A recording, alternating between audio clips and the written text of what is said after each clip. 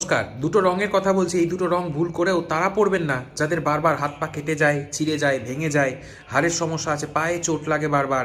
এই সমস্ত প্রবলেম যাদের হয় তারা এই দুটো কালার ভুল করেও পরবেন না। মনে রাখবেন, যে কালার আপনি পরবেন সেই কালারের ভাইব্রেশনই কিন্তু আপনার জীবনের সাথে মিশবে, আপনার শরীরের ভাইব্রেশনের সাথে ইন্টারঅ্যাক্ট করার চেষ্টা করবে। কাজেই দুটো আলাদা যদি ভাইব কাজ করে সেক্ষেত্রে কনফ্লিক্ট তৈরি হবে বা দ্বন্দ্ব তৈরি হবে, অ্যাক্সিডেন্টের প্রবণতা বেড়ে যাবে এবং তার সাথে বাড়বে কি মানসিক অবসাদগ্রস্ত হওয়ার প্রবণতা, মানসিক অশান্তি এবং মনের শান্তি নষ্ট হবে।